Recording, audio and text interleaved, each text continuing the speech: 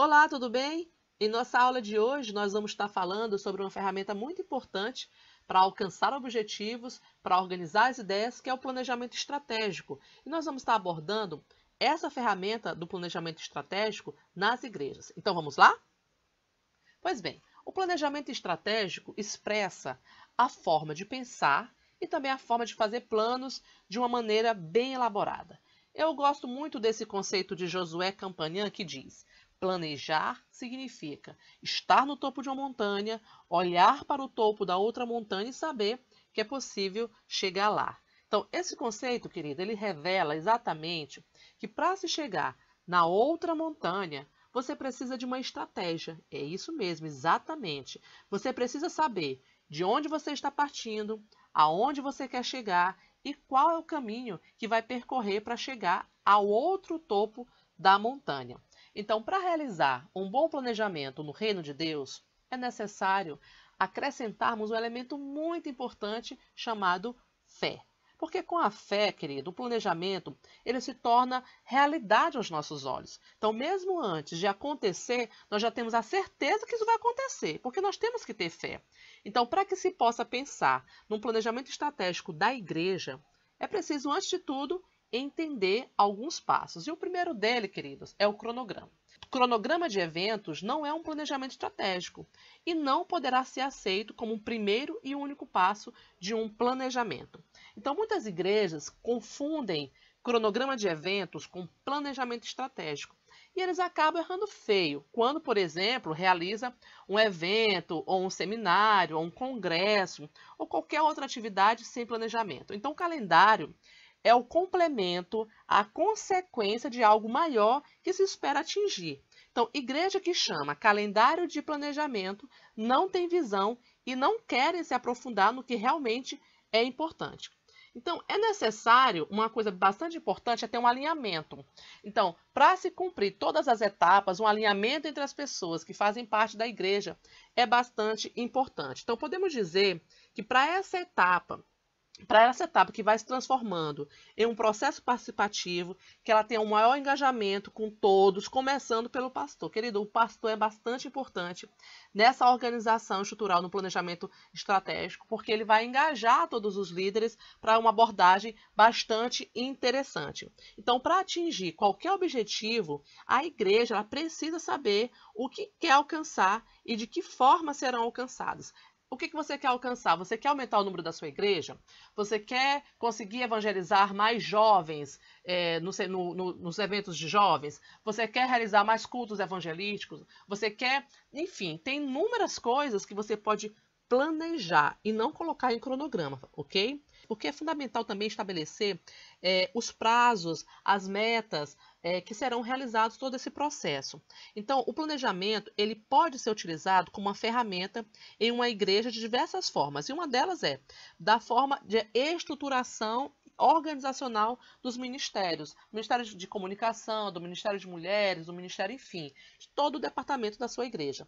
Então, o planejamento estratégico, ele pode ser utilizado sim com a eficiência dos recursos humanos e financeiros, e principalmente, um planejamento estratégico, ele pode também ser utilizado na mensuração de resultados e no apoio técnico para as tomadas de decisões em sua igreja. Então, existem fundamentos bíblicos para o planejamento estratégico? Claro que sim. Então, a Bíblia ela é repleta de ensinos sobre o planejamento. Deus, ao traçar um plano de salvação para os homens, ele estabeleceu propósitos, ele definiu metas, para que se cumprisse todos os seus planos de salvação por meio do seu Filho, Jesus Cristo. Então, no Antigo Testamento, Deus usou Abraão, Deus usou Moisés, Josué, Davi, todos esses homens de forma estratégica para o desenvolvimento e para o estabelecimento do seu reino. Eu posso aqui também destacar uma pessoa que eu gosto muito, que é o livro que nos conta no livro de Neemias, como ele foi um excelente administrador, um excelente planejador e como nós podemos aprender por meio dos seus planos e das suas metas bem elaboradas, como alcançar os nossos objetivos. Então, no Novo Testamento, Jesus, com a sua graça infinita, ele ensinou técnicas de planejamento e de uma vida de sucesso. Então, o que acontece? As pessoas é que não utilizam e acabam fazendo um uso limitado, assim, digamos, da Bíblia, porque eles acham que a Bíblia é um mero livro espiritual, é um mero livro religioso, e acabam não se atentando para buscar os ensinamentos da Bíblia, né? Mas se fosse, por exemplo, um livro motivacional, que te contasse a história de Neemias, as pessoas corriam para lá e compravam imediatamente. Na verdade, Deus, por meio de Jesus, ele nos ensina a ter sim uma vida bem planejada, a ter uma vida bem organizada, em todos os sentidos. No sentido pessoal, familiar, financeiro, enfim.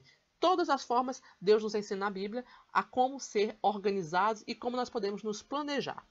Então vamos conhecer como funciona a base de um planejamento. A base de um planejamento, ela funciona na missão, na visão e nos valores. Então, essa base ela é necessária e também é fundamental para um planejamento. Por quê? Essa base bem definida é como um alicerce de um prédio bem construído. Então, a gente tendo essa base bem definida, como a gente acabou de dizer, a missão, o que é a missão? É a declaração de propósitos onde se determina qual a identidade de uma igreja. Reflete a essência da igreja e pode ser construída em duas frases. Por exemplo, você pode ter missão, ide fazer discípulos por todas as nações. Ide ou fazer discípulos por todo o seu bairro, por toda a sua cidade, enfim. Você define qual a missão do seu planejamento na sua igreja. Então, a visão, ela deve vir de Deus, claro. E também ela deve representar um estado futuro para a igreja, onde ela deseja chegar, o que quer alcançar, em que direção deve apontar os esforços dos líderes do ministério.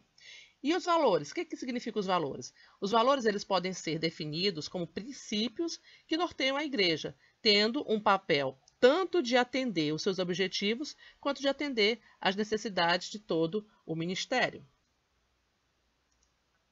Outro ponto importante no planejamento é a análise interna. Então, para cumprir essa parte do planejamento sobre a análise da atual situação da igreja, então é necessário que a gente venha utilizar uma ferramenta que é bem conhecida na área de administração de empresas, que é a chamada análise SWOT. Então, esse termo SWOT, ele é um acrônimo que em inglês significa força, fraqueza, oportunidade e ameaças. Então, por meio dessa ferramenta, nós conseguimos fazer sim uma análise de forma simples e de forma bem objetiva. Então, o que a gente deve fazer? A gente deve responder algumas perguntas. Então, com essas perguntas e essas respostas em mãos, a gente constrói todo um planejamento. Então, por exemplo, na parte de força, você vai levantar as características da igreja. O que a igreja faz bem? Quais são os diferenciais da igreja? Esses pontos levantados, você vai pegar um papel, você vai colocar todos esses pontos para poder ver quais são as forças da sua igreja. Na parte da fraqueza, nós vamos levantar o que são importantes, o que a gente pode melhorar o desempenho da nossa igreja. O que pode ser melhorado, quais são os riscos, o que as outras igrejas veem em nós como fraqueza. Então, assim, são pontos e perguntas que você tem que levantar bastante importante.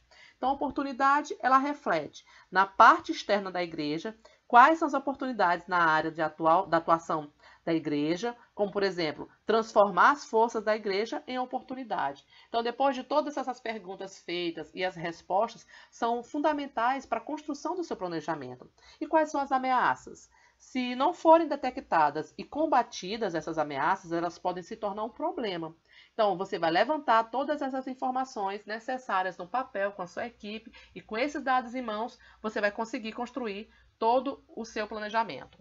E, por fim, nós vamos estar tratando sobre o público-alvo. Lógico que para se fazer um planejamento, a gente tem que saber para quem esse planejamento está sendo direcionado. Então, conhecer o público antes de planejar as atividades que irão acontecer na sua igreja, eles vão fazer toda a diferença. Porque a definição do público-alvo, ela é de extrema importância, querido, para o planejamento da igreja. Então, passando, inclusive, por adaptações ao longo do tempo. Então, ter uma definição mais completa do público certamente ajudará a estruturação melhor e também os objetivos de evangelização da igreja, principalmente do marketing, que lá na frente eu vou estar falando sobre isso. Então você pode ser específico na escolha do seu público-alvo, por exemplo, no seu gênero, na sua idade, no local onde mora, nos interesses. Então definir esse público certo, como por exemplo, você vai estar falando para quem? Você quer planejar eventos, você quer planejar estratégias para mulheres, para homens, para crianças, para pastores, para líderes ministeriais, para o seu vizinho, para o seu bairro, enfim. Então, todas essas informações elas se concentram com o seu propósito de evangelização.